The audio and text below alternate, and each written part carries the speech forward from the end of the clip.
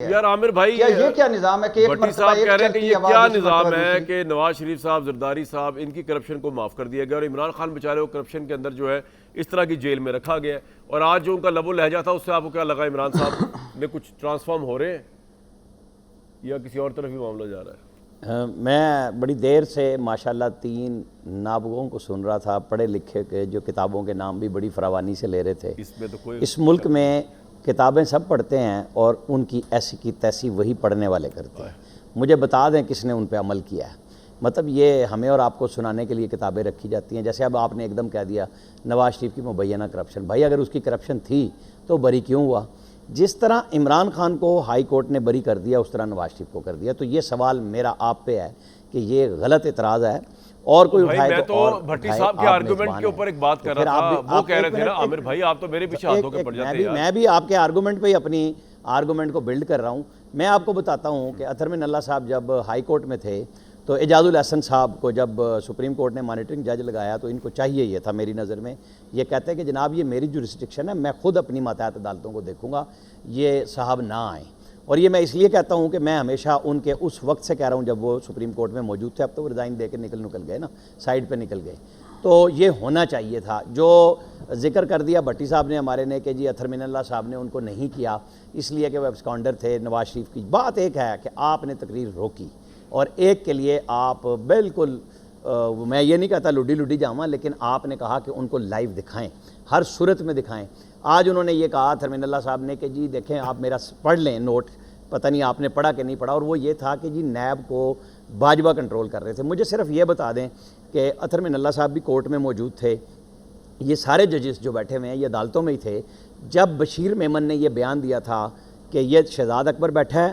یہ سرتاپا چیئرمین کو کنٹرول کرتا ہے اور تم ایک خواجہ آصف پہ مقدمہ نہیں بنا سکتے۔ یہ عمران خان کی وزارت عظمیٰ میں بیان دیا تھا، اور اس وقت وہ رتب اللسان تھے جنرل باجوہ کے لیے کہ صبح دوپہر شام 3 ٹائم کی دوائی اور روٹی سے زیادہ یہ تھا کہ جمہوریت پسند ہیں، یہ ڈیموکریٹ ہیں، ہماری مدد کرتے ہیں، ہمیں معاشی پیکیج لا کے دیتے ہیں۔ انہوں نے ایک لفظ نہیں کہا، جس دن سے باہر نکلے ہیں اس دن سے جنرل باجوہ، میرے لیے کوئی محبت نہیں ہے، کوئی ہیٹ نہیں ہے ان کے لیے، لیکن اس دن سے لے کے وہ بتا رہے ہیں کہ سارے جرائم بھی ان کے تھے، اور میں تو ایک ڈمی وزیر اعظم تھا جس پہ آپ نے کہا کہ شرم سے ڈوب مرنا چاہیے، ایک ایسے شخص کو وزیر اعظم نہیں ہونا چاہیے تھا، جبکہ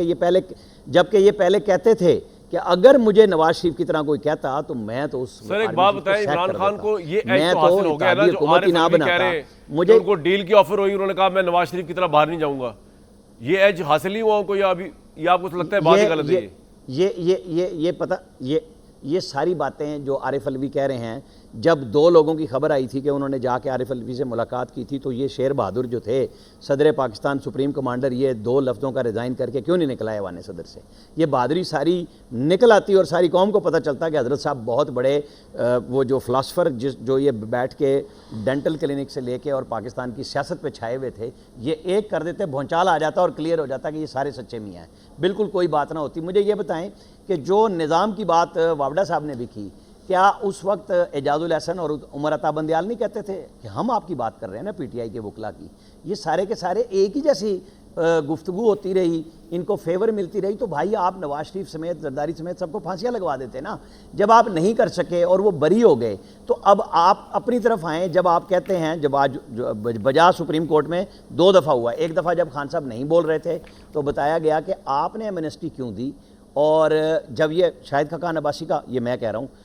ایمنسٹی دیتے تھے تو کہتے تھے چور اور ڈاکوؤں کو ملتی ہے ایمنسٹی۔ اس وقت محترمہ علیمہ خان صاحبہ وہاں موجود تھی جو ایمنسٹی سے مستفید ہوئیں۔ پھر خان صاحب سے بھی پوچھا گیا، ایک طرف آپ برطانوی قانون کی بڑی حمایت کر رہے ہیں، ایک طرف آپ احتساب کی بات کرتے ہیں، اور ایک طرف آپ کالے دھن کی بات کر رہے ہیں، مجھے بتائیں کہ پھر کالا دھن ہی تو ساری ایمنسٹیوں میں صاف ہوتا ہے نا، اور کیا ہوتا ہے؟ اس ملک کی معیشت آج بھی اسی پہ ہی کھڑی ہوئی ہے۔ کیا انہوں نے 3.5 سال میں کیا جب یہ مسلسل چیئرمین ایف بی آر بدل رہے تھے؟ ایک سپریم کورٹ کے جج جسٹس قاضی فائز عیسیٰ ہوتے تھے، ان کی فیملی کی پوری ایف بی آر کے اس کو پروموٹ بھی کیا، اس کو آگے بھی لے کے گئے، اور اس اکیلے شخص کے لیے لا بدلا فائنانس بل میں کہ یہ بیک ڈیٹ سے لاگو ہے، اگر آپ کے کسی کے گوشوارے آپ کہیں پیش کر دیتے ہیں، وہ صرف قاضی فائز عیسیٰ کے گوشواروں کو کور دیا گیا تھا۔ مجھے آپ یہ بتائیں، پھر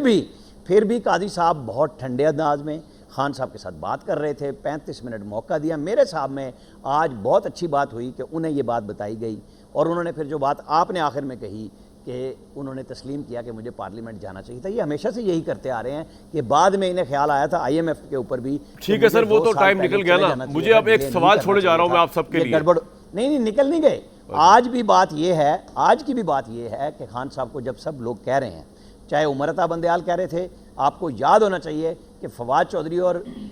شاہ محمود قریشی میں سپریم کورٹ کے باہر جہاں جرنلسٹ کھڑے تھے,